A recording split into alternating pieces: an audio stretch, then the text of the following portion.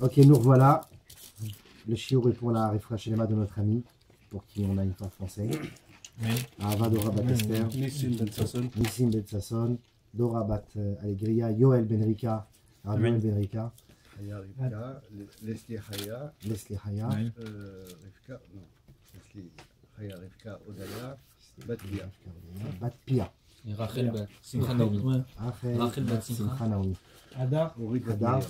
Nez Ben Lea. Adar Nes Ben Lea, Orit Bat Miriam. Dorit Bat Miriam, et Nissia, Nessia, Messia, Sassia, Sassia, Bad Rachel. Bat Rachel. Et Lida Kala pour Stana Esther Zora Bat Messabda. Amen. Et pour tous les malades d'Israël, Amen. que Carole, Botisef, que tous Amen. une bonne santé, Amen. tous reconduits à Yerushalayim, reconstruite Geoula Bekar. avec la Géoula de Carole. Amen. Alors on va parler du sens mystique de la traversée de la mer et le mystère également de l'eau. Ce Shabbat Shira. Béchalah, Shabbat Shira, Shabbat du Cantique. Ce Shabbat Shira nous raconte donc la traversée de la mer, que l'on traduit vulgairement par traversée, mais en réalité c'est la déchirure de la mer, Kiriyat Yamsouf, Bekiat Yamsouf. Dans les termes bibliques, c'est la Bekia, la fissure, l'eau a été fêlée, a été fendue. Ce n'est pas l'ouverture de la mer. Et on voit comment Narshon Ben Aminadav a fait partie de ceux qui ont eu ce courage de rentrer dans l'eau en premier. Il y a plusieurs raisons pour lesquelles la mer s'est ouverte. La mer s'est ouverte aussi parce qu'elle a vu le tombeau de Yosef, Hayam Ra'a Vayanos. Elle a vu le tombeau de Yosef et elle s'est ouverte parce que lui aussi, Vayanos Achutsa. Il s'est échappé de devant la femme de Potiphar, on va le voir à la suite du cours.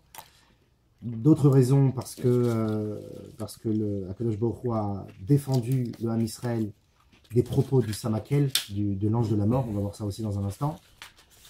Et une autre raison, qui est la plus connue, que Narshon Ben Aminadav rentre dans l'eau et lorsque ça arrive jusqu'aux narines, comme il s'est souvenu sûrement du miracle qui a eu lieu à son arrière-arrière-arrière-grand-père Avraham Avinu, quand il était sur le chemin pour aller à la Kedat Yitzhak, le ligotage d'Yitzhak avec Yitzhak. Sur le chemin, le Satan a pris la forme d'un fleuve, d'un torrent. Ils n'ont pas pu passer, mais Avraham et Yitzhak, ils sont rentrés dans l'eau. Il dit, c'est là-bas qu'on doit aller, on ne doit pas se poser de questions. Et après, quand c'est arrivé à point de non-retour, que le Satan a vu qu'ils étaient prêts à mourir pour leur foi, déterminés, alors le fleuve s'est... Rêve Tov. Mon frère. Ah, super. Bon, ça va. Le fleuve a disparu. Alors Narshon Ben Aminadav, il a fait la même chose. Lui, il ne s'est pas posé la question, est-ce qu'on doit peut-être prier Dieu? Est-ce que peut-être on doit retourner en Égypte? Peut-être qu'on n'a pas fini les 430 années, on avait fait ce cours il y a quelques temps. Peut-être que le tikkun n'est pas fini. On ne va pas se laisser faire comme un Masada, on va se jeter à la mer, on va se tuer pour pas que les Égyptiens nous reprennent. D'autres se sont dit peut-être même qu'on va aller les combattre, les Égyptiens, on ne va pas se laisser faire, on va sortir nous aussi nos bêches et nos pieux, parce qu'ils n'étaient pas très bien armés les Juifs, hein, sortant d'Égypte. En plus, ce n'étaient pas forcément des gens entraînés à la guerre, mais ils étaient prêts à combattre et à tuer, à se faire tuer. Et là, Kadosh Baruch Hu, il dit à Moshe Rabbeinu, qui faisait partie du groupe qui ont commencé à prier, parce que comme Sakana et la Tfila, dans un moment de danger, de détresse, il n'y a que la Tfila qui peut nous sauver. Et Hachem il dit à Moshe Rabbeinu, Ma titzak elai. Pourquoi tu cries? Pourquoi tu pleures? Pourquoi tu pries? Taber el bnei Israël. Mais Issa parle aux bnei Israël pour qu'ils avancent, parce que c'est là-bas qu'ils doivent aller. Mais Hachem, il y a la mer. Mais la mer, vous croyez que je vous ai amené ici par hasard? Et que fonctionnellement, je vais vous l'ouvrir parce que, bon, on est coincé ici, il faut que je trouve une porte de sortie. Je vous ai amené ici pour que vous soyez confrontés à la mer, aux eaux tumultueuses, à tout le doute que vous pouvez avoir, et que vous puissiez avoir ce courage comme Narshon. Et l'enseignement de Narshon, c'est que finalement, Narshon n'a pas été Moshe Rabbeinu. Moshe Rabbeinu a eu cet état d'esprit du tzaddik qui prie. Parfois dans notre vie, Hachem nous demande d'atteindre ce niveau de foi et d'exaltation de Moshe Rabbeinu. Mais parfois, il nous demande, et la plupart du temps, il nous demande en réalité d'être vraiment nous-mêmes. Comme disait Zouché de Anipoli, Rabbi Zouché, il disait, lorsque je viendrai à 120 ans dans l'au-delà et que devant le tribunal, on va me juger, on ne va pas me dire, Zouché, pourquoi n'as-tu pas été Moshe Rabbeinu, pourquoi n'as-tu pas fait autant d'efforts que Avraham Avinu, pourquoi t'as pas été un grand? Non, on va me demander, Zouché, pourquoi t'as pas été Zouché? Pourquoi t'as pas été ton vrai Zouché? Pourquoi t'as pas exploité ton potentiel intérieur au maximum? Pourquoi t'as pas été au fond des outils que je t'ai donnés? Narshon Ben Aminadav, c'est un petit peu cet enseignement qui nous dit que même si dans notre vie on n'a pas été un Moshe, ou même parfois dans certains événements de notre vie, on n'a pas fait le choix que Moshe aurait fait. Parfois, il faut savoir se dire que si je suis vraiment moi-même, naturel, sincère et honnête, et que je donne mon cœur à Dieu, comme dit la Gemara, Rachamana libabae, Dieu ce qu'il désire c'est le cœur, alors on devient un peu ce Narshon, qui a été le seul qui a donné le déclic pour l'ouverture de la mer. C'était un homme simple, après il est devenu chef de tribu, mais c'était un homme simple à la base, on peut dire même fou, un shtout d'Egdusha, une folie de sainteté, il s'est dit, moi je me pose pas de questions, je me demande d'avancer, j'avance. Et donc, Narshon Ben Aminadab a finalement fait partie de ce miracle de l'ouverture de la mer, de la brisure de la mer. Et ce qu'on va découvrir ensemble ce soir, c'est pourquoi Kadosh Baruch Hu a utilisé pourquoi on est passé par cet événement extraordinaire, miraculeux. Surtout que, première question qu'on va poser, on va en poser 6, surtout que la Yetziat Mitzrayim, pour être parachevée, pour être véritablement complétée, la Yetziat Mitzrayim doit obligatoirement passer par Kriyat Yamsouf. On est obligé de passer par l'ouverture de la mer. C'est comme si c'est une condition sine qua non et finale de la Yetziat Mitzrayim. À tel point que jusqu'au moment où ils sortent de l'eau, c'est seulement à ce moment-là où Moshe Rabbeinu commence à chanter un chant. On aurait dû chanter le chant déjà depuis un an et demi. Ça fait quand même un bon paquet de temps qu'on entend des miracles, qu'on voit des merveilles en Égypte. On sort d'Égypte avec la fierté du peuple, avec des millions de personnes devant tous les Égyptiens qui nous ont asservis pendant 210 ans. On n'a pas honte. Voilà, on aurait dû chanter un chant. Non. Moshe Rabbeinu, il a attendu que tout le monde sorte de l'eau et que l'eau recouvre les Égyptiens et qu'ils disent « Ah, c'est fini. Az Yashir Moshe, alors Moshe, il chante. » Donc on doit comprendre quel est le lien inéluctable entre la sortie d'Égypte et l'ouverture de la mer. D'ailleurs, l'ouverture de la mer, finalement, c'est une épreuve que l'on côtoie au jour le jour. Il y a une mer qui est devant nous, une sorte d'océan opaque qui se bloque et qui ne nous permet pas d'avancer. Et à nous de l'ouvrir. Parce que c'est un Metzar, comme Mitzrayim. Mitzrayim, c'est quoi Mitzrayim? C'est Metzar, l'étroitesse, Metzar, Yud Mem, Metzar Yam. C'est l'étroitesse de la mer. C'est que toute l'entité profonde de l'Égypte, dans sa finalité de dévoilement et de libération d'Égypte, va passer par l'ouverture de la mer de l'Égypte. Comme si que finalement l'Égypte et son océan font partie du processus de la libération. Combien de temps ça dure entre la sortie et la mer? 7 jours. Je vis chez le Pessah, au 7e jour de Pessah. Mais pourquoi tu as dit qu'ils n'ont pas chanté depuis le... Depuis que Moshe Rabbeinu est arrivé en Égypte et qu'il a dit à Pharaon de faire sortir son peuple, Combien de temps? à peu près un an et quelques. Un an et quelques mois, puisque chaque plaie a duré plus ou moins... Donc on a ici une première question. Donc quel est le rapport entre la sortie d'Égypte et l'ouverture de la mer? Est-ce que c'est seulement un événement hasardeux, fonctionnel, épisodique, ou c'est quelque chose de profond, encore plus profond finalement que Yetziat Mitzrayim même? Deuxième question. Il y a marqué dans la Torah, Shmot Yudalet Kaf Aleph dans notre paracha, Vaibkeu Amayim. Les eaux ont été fendues. Et Rashi sur place, il ramène un midrash et il dit Kol Maim Shebaolam Nibkeu. Toutes les eaux du monde à ce moment-là ont été fendues. Kadosh Baruch Hu, il a fait un miracle extraordinaire de fendre là où tu étais. Tu pouvais te retrouver à Honolulu en train de siroter une eau de coco et tu étais en train de boire et puis d'un seul coup, ton eau se fendait en 12, puisque d'après le midrash, il y a eu 12 parties pour que les Bnei Israël rentrent chacun avec sa tribu, puisque chacun visionnait le miracle de la mer avec sa personnalité. Réhouven ne voyait pas de la même manière que Shimon. Chacun avec son caractère. Kadosh Baruch Hu, comme ça, il se dévoile au peuple. Chacun c'est qu'on a les Chassidim, les Ashkenazim, les Sfaradim, les Mizrachnikim. On a toutes sortes, parce que finalement, c'est une grande armée qui est composée de plusieurs pôles, et chacun a sa fonction. Donc on passe par ces Shvilim, par ces chemins. D'ailleurs, Yamsouf, il y en a qui disent aussi qu'on l'appelle Yamsouf, parce que mer Rouge, ça n'existe pas. Hein. C'est une invention, d'après ce que j'ai pu comprendre, peut-être que je me trompe, mais le terme mer Rouge vient depuis l'histoire de Ptolémée qui a obligé les 70 sages à écrire la Torah en grec. Pour la première fois de l'humanité, la Torah a été traduite, c'était justement le dit Tevet ou Shiva Asar Betamuz, c'était une date fatidique comme ça, et Tevet. Donc la Torah a été écrite en grec, et ils ont tous écrit la Torah exactement de la même manière, parce qu'il les a séparés dans des chambres différentes, pour voir s'ils allaient traduire exactement de la même manière. Et comme dans la Torah, parfois, il y a des passages qui peuvent heurter les goïms, les Chachamim ont eu peur. Et les changements qu'ils ont opérés dans leur traduction a été exactement les mêmes pour chacun. Donc c'est un miracle. Et d'après ce que j'ai entendu, d'après ce que j'ai lu, le terme mer Rouge a été traduit comme ça dans la Septante, ou repris par les Grecs, peut-être à cause du fait que les Égyptiens sont morts à l'intérieur, donc la rougeur du sang, ou peut-être aussi c'est en rapport avec le Nil, parce que géographiquement parlant, on ne sait pas exactement où les Bnei Israël sont passés dans la mer. Il y a un spectre assez large au niveau géographiquement où ça s'est passé. Il y en a qui disent que c'est une partie du Nil qui se déverse dans l'océan, une autre partie dit que c'était un fleuve et pas la mer. Enfin, il y a plusieurs avis comme ça que j'ai lus.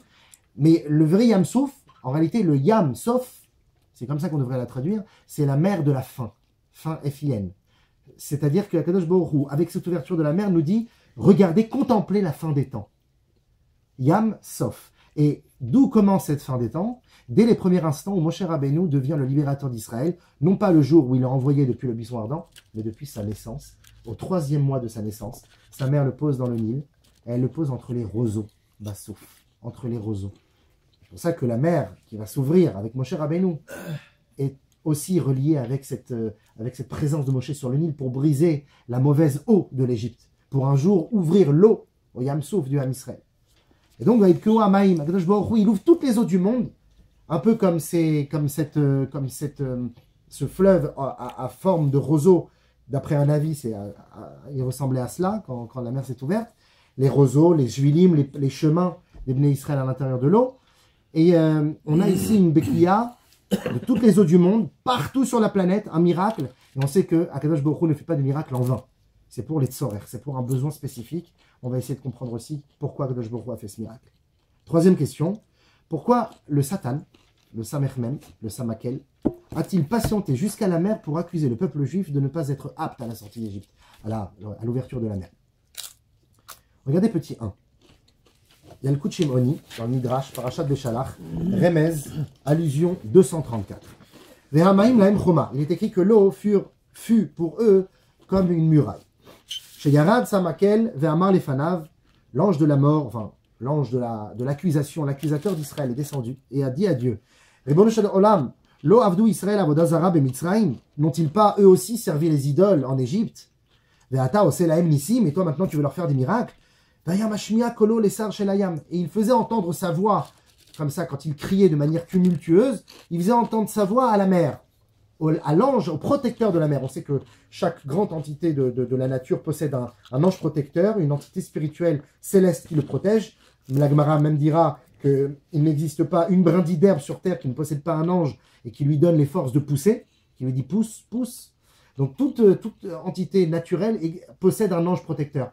En particulier quand on parle de la mer, des grands océans, alors il possède un sar shelayam. D'après certains Grecs, ils vont appeler ça le dieu de la mer. Nous, on sait que voilà, il y a un ange protecteur qui a été dénommé par Dieu pour protéger, pour être un petit peu le donneur de force à la mer. Alors, il faisait entendre sa voix à l'ange de la mer, Venitmala alehem chema ou bikesh etavan. Et la mer, à ce moment-là, l'océan s'est rempli de colère. C'est pour ça qu'il y a marqué Ve'amaim lahem choma. L'eau est devenue pour eux des murailles, mais tu peux lire aussi chema. L'eau est devenue pour eux comme une colère. Zach, ça fait plaisir. Welcome back.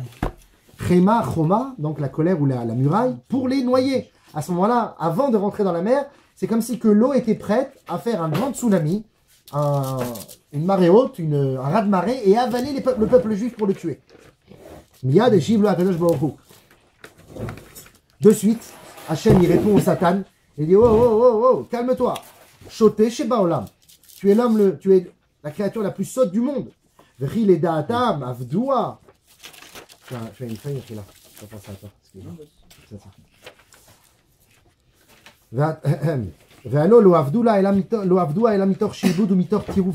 S'ils ont servi les idoles, c'est parce qu'ils sont devenus fous en Égypte. 210 ans de labeur, enfin 86 ans d'après ce qu'on avait vu l'autre jour, mais c'est quand même un paquet de temps, des coups de fouet, des obligations, ils les ont tiraillés de tous les sens, et donc à un certain moment, ils ont perdu un peu la raison, et donc ils ont été happés par cette sorcellerie qui régnait en Égypte.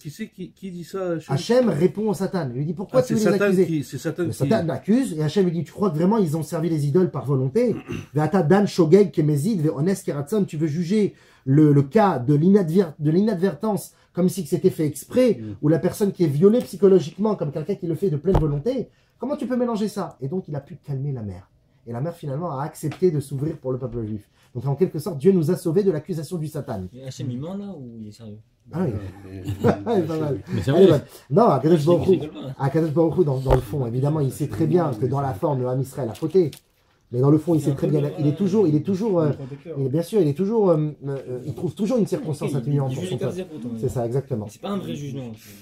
La vérité, c'est qu'un jugement, un vrai jugement, Ouais, il aurait condamné. au niveau du tribunal, au niveau de la loi, telle que, justement, le tribunal lui aussi prend en considération certaines choses. Donc peut-être que là, il était un petit peu comme Tinok Shenishba, comme un enfant qui a été mis en prison et qui n'a pas de pleine conscience. Tov. Alors donc, de là, on apprend pourquoi je vous ai ramené ce passage de Yaakov Shimoni, pour nous dire que finalement, l'ange accusateur de la mer est apparu précisément au moment de la mer.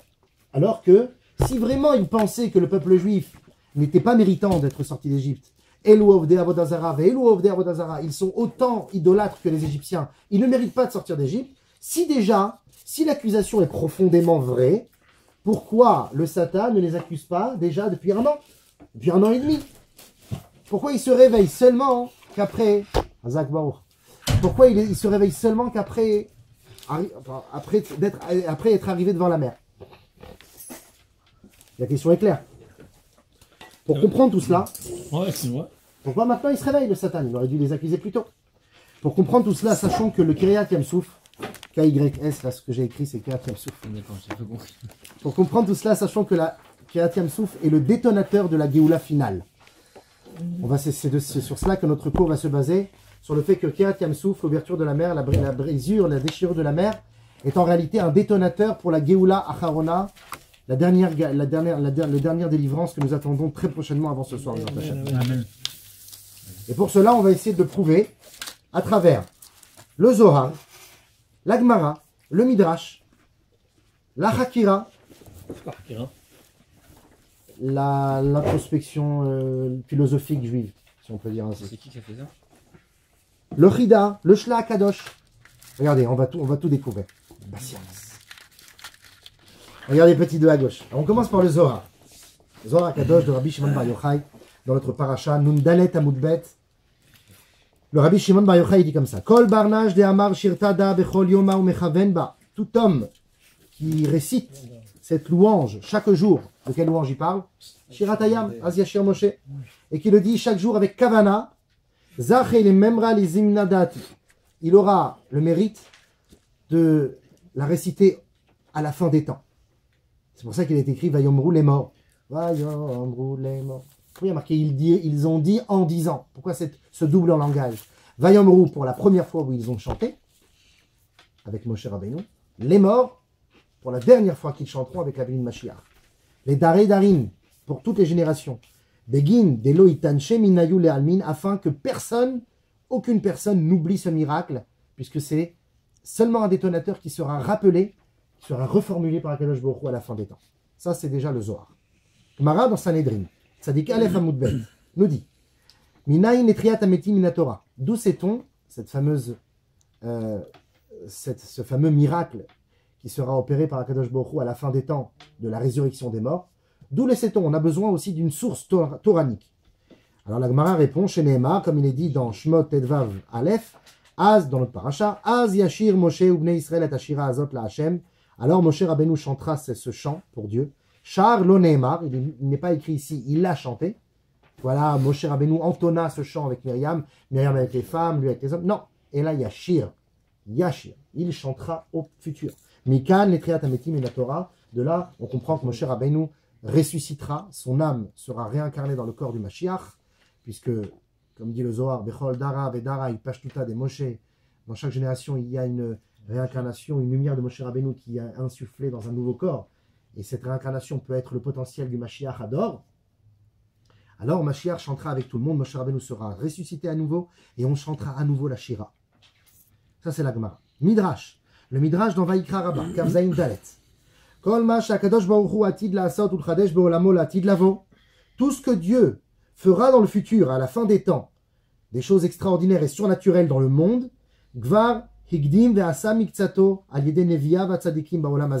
il les a déjà accomplis, un tant soit peu, grâce à ces prophètes et à ces tzadikim dans ce monde-ci avant la venue de Mashiach. C'est-à-dire que c'est la raison pour laquelle on se rapproche de plus en plus de l'avènement messianique. Pourquoi? Parce que la génération se rapproche de plus en plus des connaissances mystiques et métaphysiques de la nature.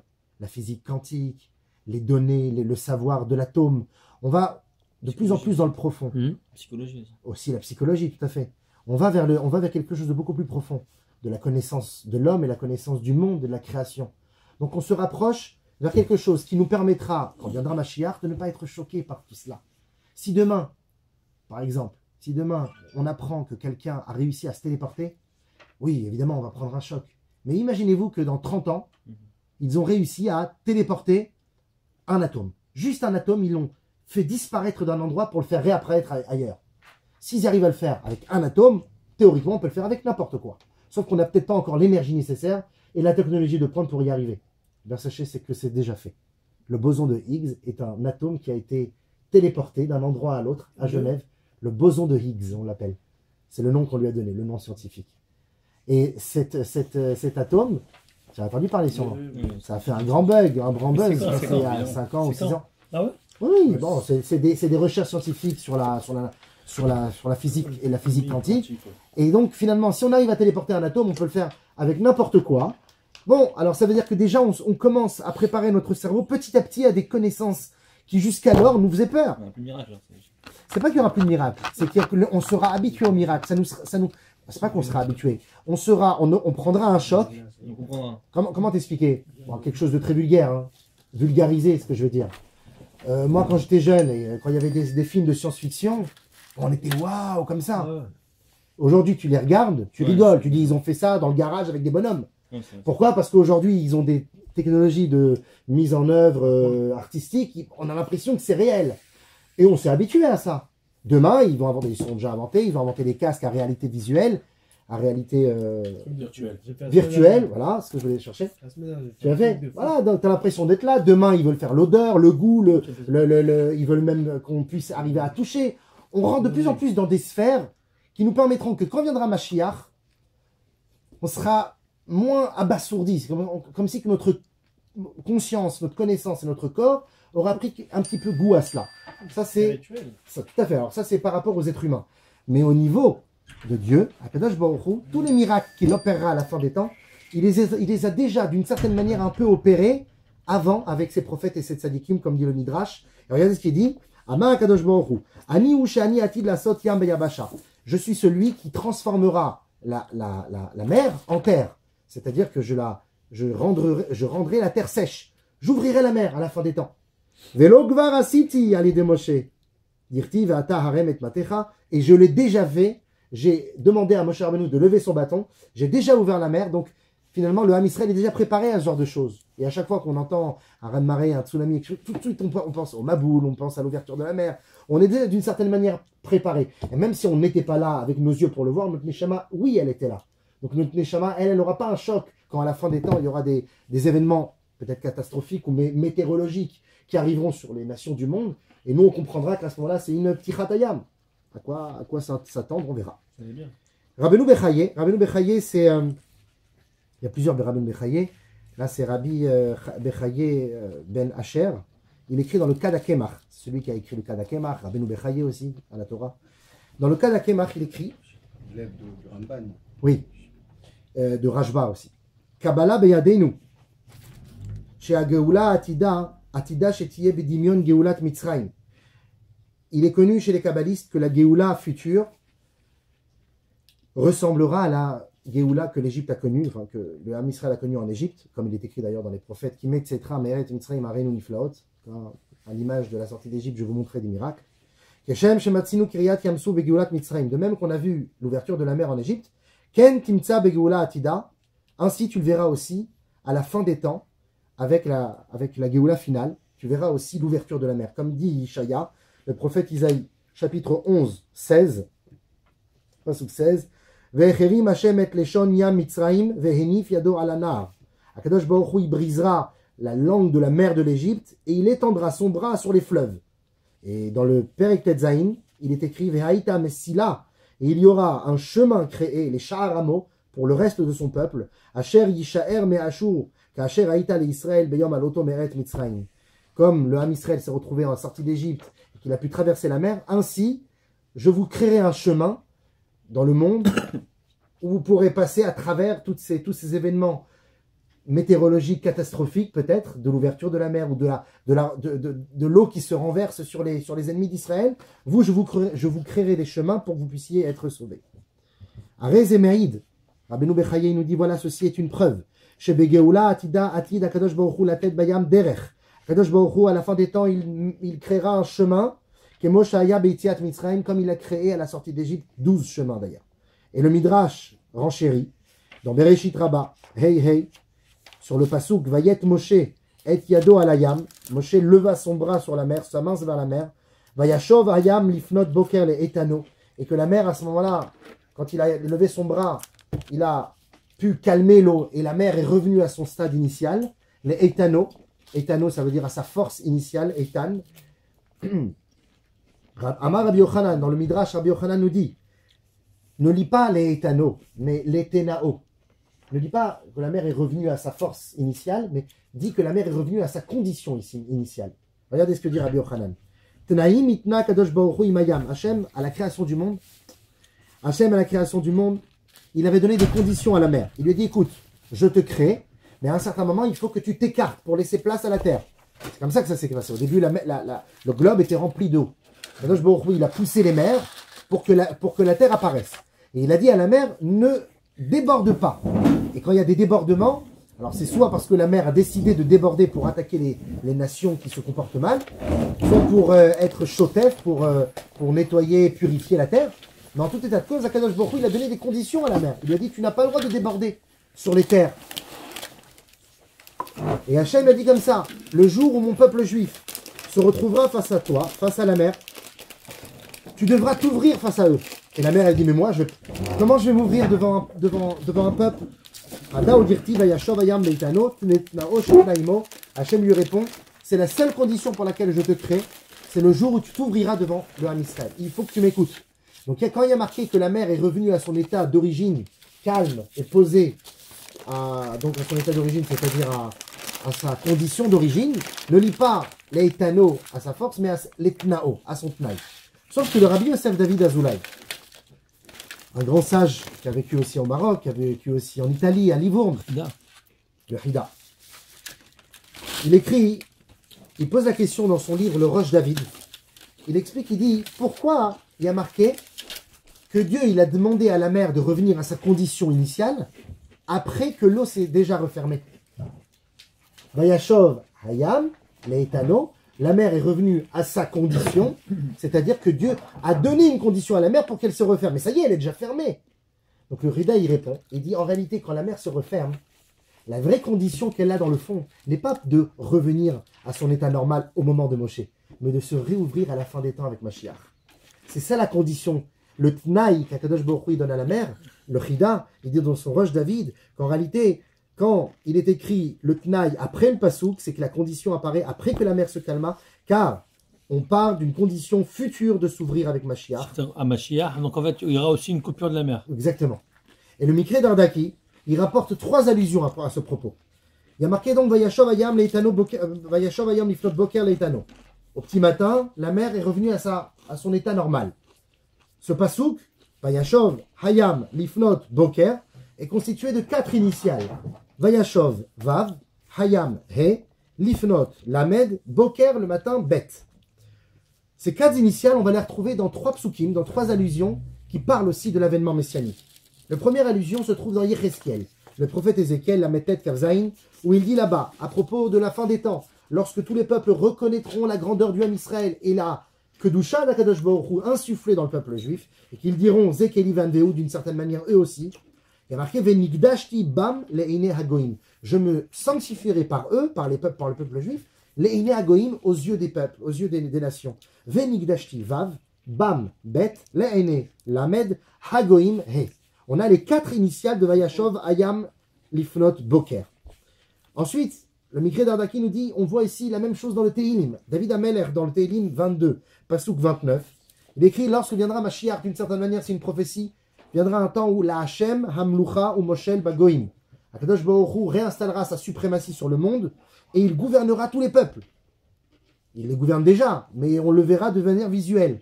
Eh bien, la Hashem, Hamlucha ou Moshel Bagoim, ce sont les 4 initiales. La Hashem, Lamed, Hamlucha, Hei, ou Moshel, Vav, Bagoim, Bet. On a les mêmes initiales que Vayashov, Vayam, Lifnot, Boker. Une 3e et dernière allusion, écrite dans le Chumash Bereshit, Perek Gimel, Pasuk Yudzaïn, à propos de, avant la faute originelle, Akadosh Baruch Hu remplissait le monde de manière à qu'il ne se cache pas comme aujourd'hui dans les atomes, dans les molécules ou dans les énergies, dans les ondes. Akadosh Baruch Hu était présent, sa Shrina était palpable. Eh bien, au temps de la création, avant la faute originelle, c'est comme si qu'il se baladait dans le monde. Hit aler ba'aretz leorka ou lerorba, si on peut dire, il se baladait dans la terre en longueur et en largeur.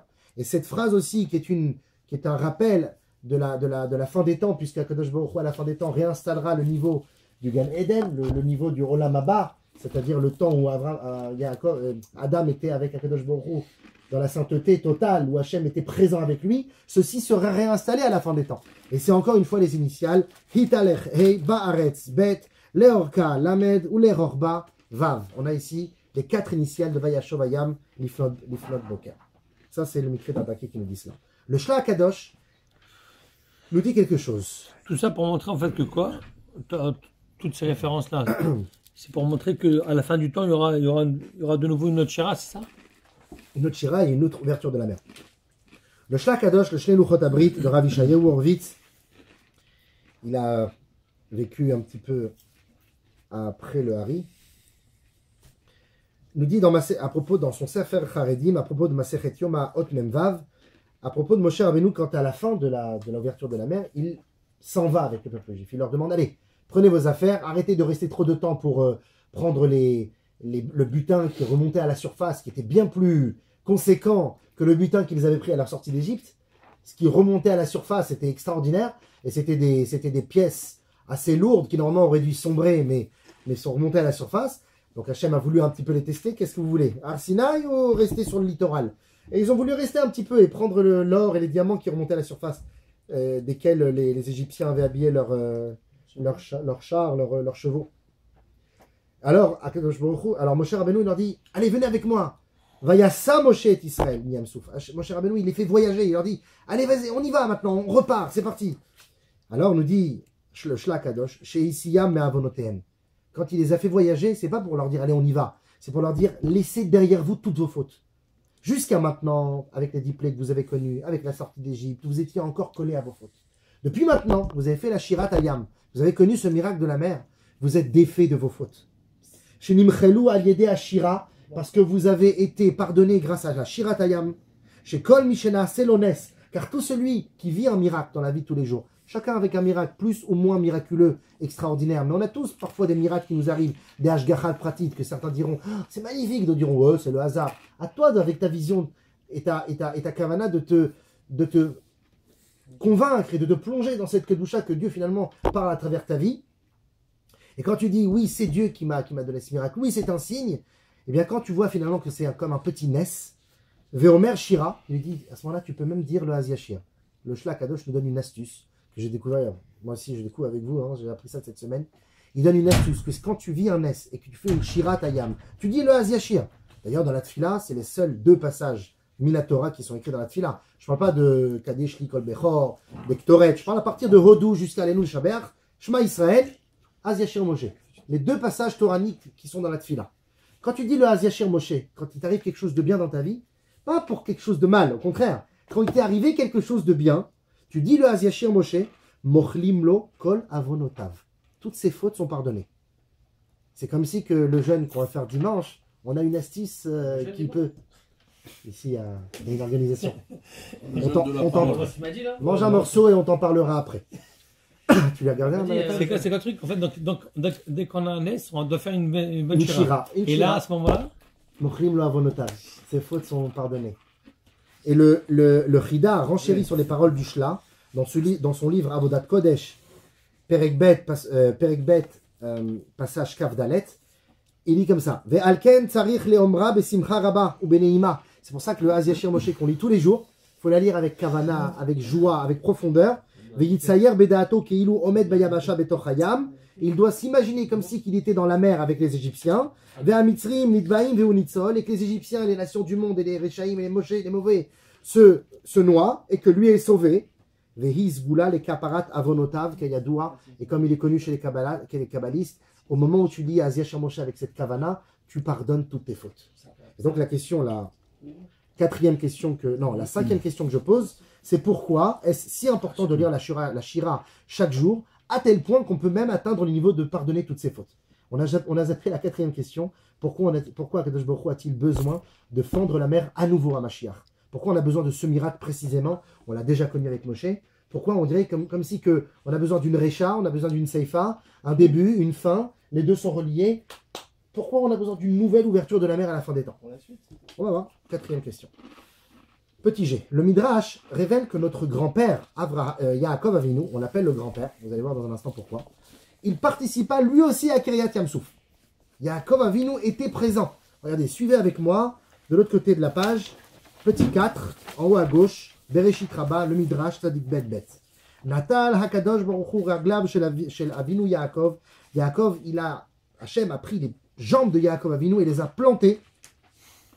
Ve'imidam alayam, et il les a mis dans la mer. Il lui a dit, allez, tiens-toi devant la mer rouge, vers la mer des joncs. Ve'amarlo, il lui a dit, Re'e nisim shani oseim banecha. Observe les miracles que je fais avec tes enfants. Hada odirtiv, c'est pour ça qu'il est écrit dans le Tehilim Kuf Yud Dalet, Betzet Israël mi Mitzraim, à la sortie d'Israël d'Égypte, que l'on dit dans le Hallel. Betzet Israël ne lit pas seulement Israël, le peuple juif, mais Israël Saba. On parle de Israël, le grand-père. Donc, à Kadosh Baruch Hu, quand il y a marqué Betzet Israël, c'est comme si que Israël, Yaakov, qui était déjà enterré physiquement, corporellement, en Eretz Israël par Yosef. Non, il était avec eux en Égypte. Il est sorti avec eux, Betzet Israël, nous dit le Midrash Rabbah. Et Hachem l'a pris devant la mer et lui dit, regarde les miracles que je fais à tes enfants. Et le Zohar renchérit sur le Midrash. Beshalach Nun Gimel Amud Aleph, notre paracha. Rabbi Shimon Bar Yochai nous dit, Vayar Israël Tayad Agdola Asher Asa Hachem Mitzraim. Israël, le peuple juif, a vu la grande main de Dieu qu'il a accomplie sur l'Égypte. Amar Rabbi Yehuda Nassi dit, Oto Zaken Sheyarad Imbanav Begalut. Ce vieil homme qui est descendu avec ses enfants en Égypte, du nombre de 70 âmes, Yaakov Avinu, qui descend en Égypte, Vesaval Alav et Agalut, et qui a souffert le moment de l'exil. Veichnis Levanav Begalut, et il est rentré avec ses enfants en exil. Ou Mamash Ra'a Kolotam Anekamot Ve'agvurot She'asa Kadosh Baruch Hu B'Mitzrayim. Il a vu, il a vécu tous les miracles de Dieu, toutes les rigueurs et les vengeances que Dieu a accomplies sur les Égyptiens. Zéou Shekatouv, Vagar Israël. Et c'est pour ça qu'il est écrit, et Israël a vu Etayad Agdola, la main forte. Vagar Israël, Israël Mamash. On parle de Israël Avinu, Yaakov.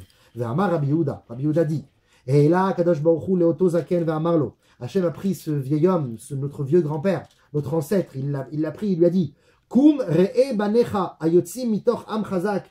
Observe ton peuple qui sort d'une grande nation forte, qui sont l'Égypte. Kum re'e agvurot she'asiti bishvil banecha b'Mitzrayim. Et observe les miracles que j'accomplis pour tes enfants. Donc Yaakov Avinu était présent. Yaakov Avinu a été pris par Dieu pour qu'il regarde tout cela. Et donc la sixième question que je pose, c'est pourquoi toutes ces traversées sont rattachées à Yaakov Avinu. Et avant de finaliser cette sixième et dernière question, regardez petit H. De plus, Rashi, dans le Chumash Bereshit Lamed Bet Yud Aleph, rapporte un Midrash Agada, un des plus vieux Midrashim qui existe. Et il rapporte, Il rapporte un Midrash à propos du passage que Yaakov Avinu dit, vous savez, on avait fait ce cours, Yaakov Avinu est forcé de quitter ses parents, avec des habits, avec un peu d'argent de poche, et finalement Eliphaz lui vole tout. Vous vous rappelez, on a fait ce cours? Et Yaakov, il a Shir la Malot, et Saïnaï, et la Horim, etc. Yaakov Avinu, à ce moment-là, la seule chose qu'il possédait dans sa main, c'était son bâton. Il était nu, il a dû s'habiller avec ce qu'il a pu trouver. Il y a eu un cadavre qui passait par là, il a pu s'habiller comme ça. Il avait que son bâton. Et il a traversé le Jourdain pour aller à Haran. Ki bemakli, avarti et Yarden azé. C'est avec mon bâton que j'ai traversé le Jourdain. Le Midrash Agada, Rashi rapporte sur place, le Midrash, Natal Maklo Beyarden, il a levé son bâton vers le Jourdain, Venivka à Yarden. Et le Jourdain s'est ouvert, s'est fendu. C'est la première fois qu'un tzaddik, qu'un homme d'Israël, un être humain, ouvre la mer, ouvre les eaux Abraham n'a pas ouvert les eaux. C'était un fleuve qui avait pris l'apparence d'un fleuve, c'est le Satan. Donc ce n'était pas un vrai fleuve géographique. Et en plus, il n'a pas fendu l'eau. L'eau a disparu. Parce que le Satan a vu qu'il ne pouvait pas face à la détermination d'Abraham. Mais là, on parle d'un vrai Jourdain, d'un vrai fleuve, qui va être par la suite ouvert à nouveau par Yahushua. Mais là, on voit la première fois où celui qui lève la main pour ouvrir l'eau, c'est Yaakov Avinu. Et donc, pour renforcer tout cela, toutes les fois où on a pu voir que l'eau s'est fendue, ça fait référence au premier homme qui l'a fendu, Yaakov Avinu, jusqu'à la fin des temps avec Kiryat Yamsouf, où même Yaakov sera présent aussi, comme dit écrit dans Midrash Agada aussi, dans Parashat Vaishlach. Regardez petit 5 de l'autre côté s'il vous plaît.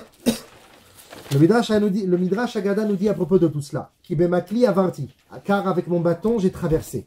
Ramazlo, il lui a fait une allusion, chez Atidim Banav Laavor et Tayarden, il lui dit, Yaakov, mon cher Yaakov, regarde, tes enfants et tes petits-enfants dans le futur, eux aussi ils traverseront le Jourdain. Yoshua, Josué va traverser le Jourdain.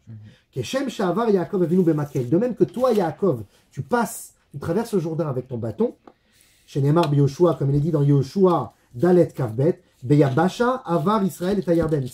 C'est à pied sec que le peuple juif va traverser le Jourdain. Vezeha Makel, Asher Avrou Bayam Bnei Israël. Et c'est le même bâton qui a été utilisé par Yaakov, et c'est ainsi le même bâton que Moshe Rabbeinu a aussi utilisé pour ouvrir la mer. Chez Neymar, Harem et Matra, ou Vezeha Makel, Atid, chez Isaou, Amelech HaMashiach. C'est ce même bâton qui a été utilisé par Moshe, et ce sera le même bâton que le Melech HaMashiach réutilisera chez Neymar, comme il dit dans le Teilim, comme qui dirait David Amelech nous donne une prophétie dans le Teilim Kuf Yud 110, et il dit Mate Ozra Yishlach Hashem. Hashem, il enverra le bâton de ta force. Le bâton de ta force qui fait référence au bâton de Yaakov, qui a aussi au milieu été utilisé par Yoshua ou par Moshe Rabbeinu. Non, plutôt Moshe Rabbeinu. Yoshua, non. Oui, exact. D'après Midrash, il était en saphir. Il y avait aussi les lettres de Dieu gravées aussi en saphir, le nom ineffable de Kadosh Baruch Hu qui était inscrit. Ce bâton, à la base, il vient de Adam Arishon. Il a donné à Noach. Noach a donné à ses enfants, puis c'est arrivé dans les mains de Nimrod. Il était l'homme le plus puissant de la terre. Il arrivait à chasser les esprits des hommes ainsi que les bêtes. Grâce à ce bâton, il avait sa tunique magique aussi qui appartenait à Adam. On avait fait ce cours sur la tunique. Esav l'a récupéré. Paro, non. Comment? Paro aussi qui l'a récupéré.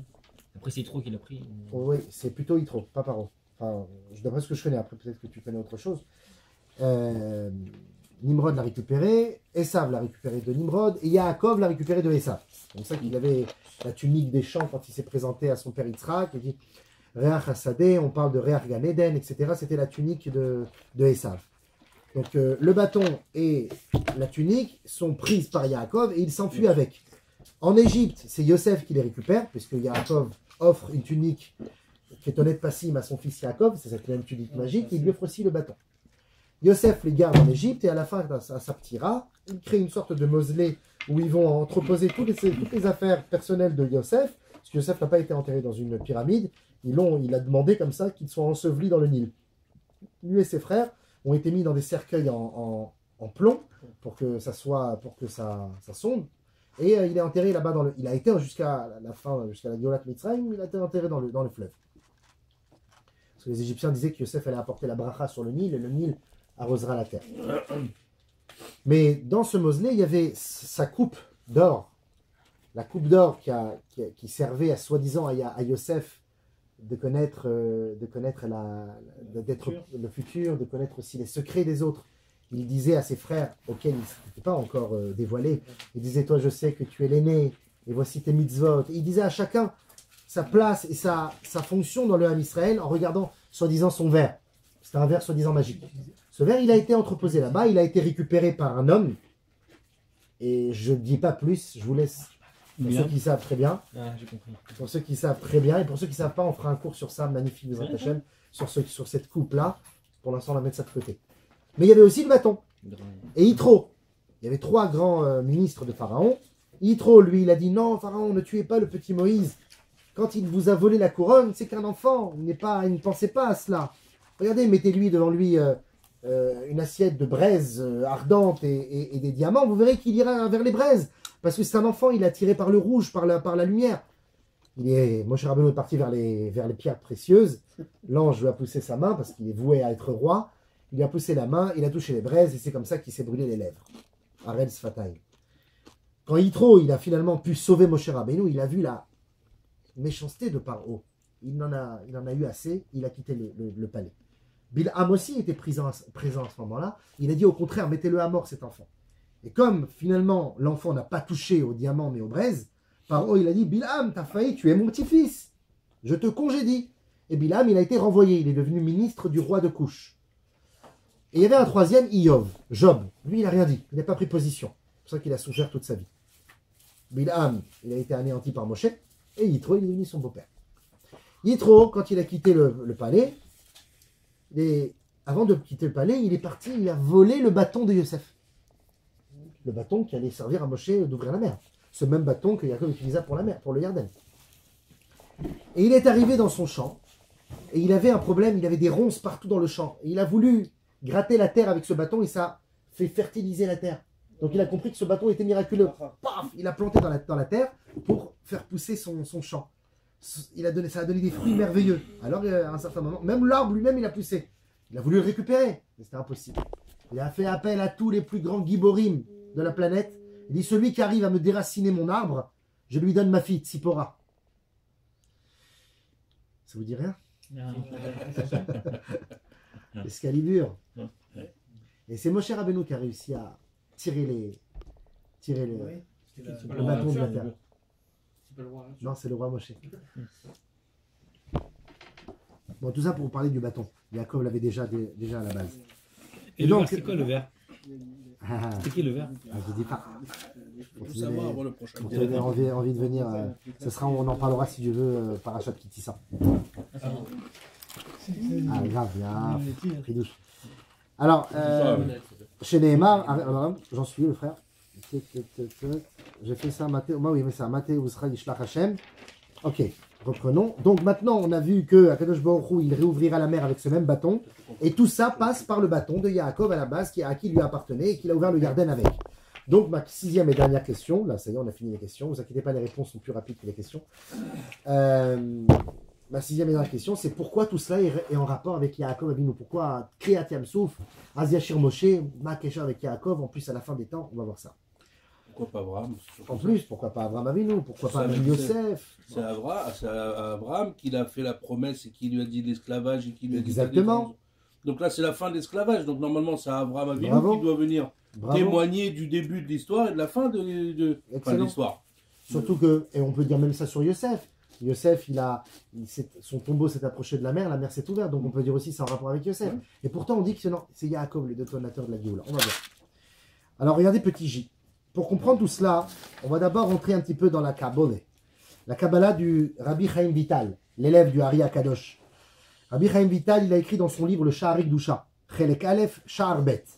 Il rapporte également, c'est aussi rapporté par Rabbi Shlomo Zalman de l'Iadi, le Admor Azaken, le premier rabbi de la Chassidut Rabat qui a écrit le Tanya. Il existe 4 éléments dans la nature. 4 éléments qui sont le feu, l'air, l'eau et la terre. Ces 4 éléments sont étroitement reliés aux 4 règnes de la nature. Les végétaux, les minéraux, l'être humain, et les animaux. Les 4 règnes. Pourquoi? Parce que le règne de la... Comment on appelle le règne de l'être humain? On l'appelle pas le règne de l'humain. On l'appelle le règne du parleur. Hamedaber, celui qui parle. Le règne, c'est en rapport avec l'air. Le règne de l'animal, on l'appelle pas l'animal. On l'appelle le règne du vivant. Achai. Achai, la vie, c'est le feu. Il y a le règne des plantes, des végétaux, mais on ne les appelle pas les végétaux, on les appelle les tsomrim. Le tsomeach, c'est ceux qui poussent, donc c'est la terre. Et enfin, le règne des minéraux, c'est l'eau. Donc on a les 4 éléments. Comment on les appelle? L'eau, c'est le règne de la... Non, l'eau, c'est l'eau, et les minéraux, c'est domaine. On l'appelle domaine parce qu'il est figé. Son existence passe à travers l'existence de l'autre. C'est pour ça que quand viendra Mashiach, il aura le droit de se plaindre et de dire en quoi as-tu été plus méritante que moi pour me piétiner sans dire des paroles de Mishnah dans la rue. Mais jusqu'alors, il est domaine. Et d'ailleurs, domaine, c'est les mêmes lettres que Adam. Parce qu'un homme dans sa vie, soit il peut être Adam, Medaber, partager, communiquer, donner des enseignements, vont être l'inverse de Adam, qui est Domem, c'est-à-dire de rester figé et de ne pas participer à la vie communautaire, de ne pas donner d'enseignement à ses enfants, à sa famille, à sa femme, donner du chizouk. On revient par exemple du cours, les frères. N'hésitez pas, voilà, comme Maxime nous a dit la semaine dernière, il y a 2 semaines, il faut rentrer à la maison et donner un petit résumé, que ce soit de ce cours ou un autre, peu importe, mais donner à nos épouses, à nos enfants, de leur donner aussi ce qu'on peut s'abreuver nous aussi, ils ont besoin. Donc quand on est communicant, on est médaber, au lieu d'être midbar, ne pas d'être désertique. Mais je vais m'arrêter là. Donc on a ici 4 éléments. Le feu, le premier élément, le feu, peut être positif comme négatif. Le feu, c'est la vie, c'est la hitlahavut, l'enthousiasme, je mets ma chayout, le feu du misbéar, comme dit Rabbi Nachman, Esh, Sheli, Tukad, Tamid, mon feu brûlera. Comment Adbiat Mashiach, mon feu brûlera jusqu'à la venue de Mashiach. Donc il y a le feu positif, le feu de la kavana, le feu de la chaleur, de la simcha. Et il y a le feu du mal. Le feu du mal, c'est le feu qui dévore. C'est le feu de l'orgueil. Je suis comme la flamme qui veut toujours monter vers le haut. C'est la colère aussi. La chaleur du corps qui explose, j'en peux plus, je me mets en colère. Et après, on veut se calmer, mais il est un peu trop tard et on se sent bête de revenir en arrière parce que sinon, ça voudrait dire qu'on ne sait pas se contrôler. Donc, on va jusqu'au bout de notre colère alors qu'on aurait aimé freiner. Le feu qui dévore. On veut l'arrêter, on veut le freiner, mais non, quand il saisit il enflamme encore ailleurs. Donc, ça, c'est le Midata Esh. L'air aussi est positif. L'air, c'est Ena Olam Kayam, Ela Aliede. C'est par le souffle des enfants qui prient, qui étudient, et pas aussi par notre Torah qu'on étudie, nos shirot, nos tishbachot, nos bonnes paroles que le monde tient. Eh bien, cette ère-là peut être aussi négatif. C'est le mensonge, la vantardise, le blablatisme, la médisance, le lashon hara, toutes ces paroles qui sont futiles et inutiles, la raillerie. Ensuite, il y a la terre. La terre aussi est positive. La terre, c'est l'humilité. Celle qui dit, moi, je prends sur moi. Elle peut être aussi négative. C'est la paresse. Celle qui dit, je ne prends pas sur moi. Je baisse les bras. Je suis inutile. Je me sous-estime. Je me laisse écraser. La tristesse. La faiblesse. Ça, c'est la terre. Tout ça, ce sont donc des midotes qui découlent de ces 4 éléments de la nature. Soit on va vers la droite, soit on va vers la gauche. On va vers le bien, soit vers le mal. Où est l'eau dans tout cela? Là, on arrive à notre sujet du cours qui parle du mystère de l'eau. Regardez l'eau, ce que dit Rabbi Chaim Vital, prenez la page s'il vous plaît, petit 6. Yesod Hamaim Mimenu Ta'avot Ata'anugim. C'était pas chaud, c'est moi j'ai eu peur. Yesod Hamaim, l'élément de l'eau. Ça va faire rire l'auditoire ça. C'est quel. C'est où? Je suis dans le 6. D'accord. Yesod Hamaim Mimenu Ta'avot Ata'anugim. C'est à la minute 52-41. D'accord? Tu feras les. Yesod Hamaim Mimenu Ta'avot Ata'anugim pour la 3e fois. L'élément de l'eau. De l'élément de l'eau découlent toutes les pulsions et les mauvais désirs. Parce que l'eau, effectivement, engendre toutes sortes de délices, de plaisir, de kiff. Et l'eau possède en quelque sorte 2 éléments qui découlent d'elle. Premier élément, première caractéristique, la chemda. Chemda ligzol mamon chavero veishto. Le désir de voler l'argent. C'est ancré dans la nature de l'homme, c'est comme ça. Le désir de prendre l'argent de son ami, ainsi que sa femme. Shalom. Tout ce qui lui appartient. Pour en profiter et kiffer avec cela. Ça, c'est la première caractéristique qui découle de l'eau. La hemda, le désir. Mais il y a une caractéristique encore plus grave. La kin'a, la jalousie. Qui est kané bechavero asher lo mamon rav. Parce qu'il a la jalousie que son ami réussit plus sa vie que lui. Et il en veut pour en profiter. C'est-à-dire qu'il y a le désir qui est passager, ça passe. Le désir aussi est très mauvais, c'est animal. Mais il y a la kin'a qui peut devenir, qu'on appelle ça, je deviens fou avec la kin'a. Comment on appelle ça? Obsédé, c'est l'obsession, omnibulé. La jalousie, finalement, ça ne passe pas vraiment si je ne me travaille pas. C'est pas comme un désir qui est passager. La kin'a découle aussi de l'eau. Donc finalement, l'eau, dans le fond, c'est le ta'anoug. Le ta'anoug positif, c'est le ta'anoug de l'esprit, le ta'anoug de la Torah, le ta'anoug de Torah et mitzvot, le plaisir des bonnes choses. Mais il y a aussi le plaisir négatif. se vautrer dans la nourriture, se vautrer dans le désir de prendre ce que l'autre a. C'est d'être jamais satisfait de ce qu'on possède. J'aimerais avoir la chaise de mon copain. Je ne suis jamais content. C'est pour ça que Ezeu Achir, c'est celui qui aimait sa mère, Bechelko. Il est content de ce qu'Akadosh Baruch Hu lui a donné. Il espère mieux, il voudrait mieux. Mais il ne veut pas la place de l'autre. Il voudrait mieux pour lui. Mais entre-temps, il est heureux de ce qu'il a. Il n'est pas malheureux parce qu'il voudrait plus. Parce que quand tu veux plus, le jour où tu as plus, tu veux encore plus. Et c'est comme ça que c'est infini. Finalement, tu n'es jamais heureux. Donc c'est pour ça que le Maïm, le Ta'anouk du Maïm, c'est toujours posséder quelque chose qui nous est inconnu. Quand je ne connais pas quelque chose, je le veux ardemment. Et quand je le possède, quelque temps après, ça y est, ça devient banal et habituel. C'est lassant et je veux maintenant autre chose. Le problème de l'eau, comme l'eau qui découle et l'eau aussi qui attrape les mauvaises choses. Quand on colle deux liquides entre eux, hop, l'eau fixe les choses. D'ailleurs, le mot eau en hébreu est un palindrome. C'est un mot qui se lit des deux sens. Ma'ayim, ma'ayim.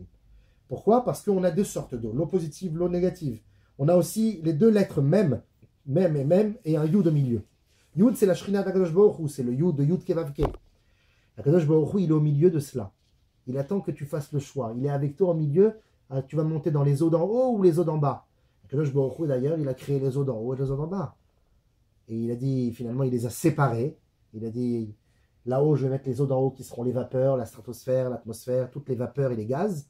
Et en bas, je vais laisser les eaux liquides. Et l'eau,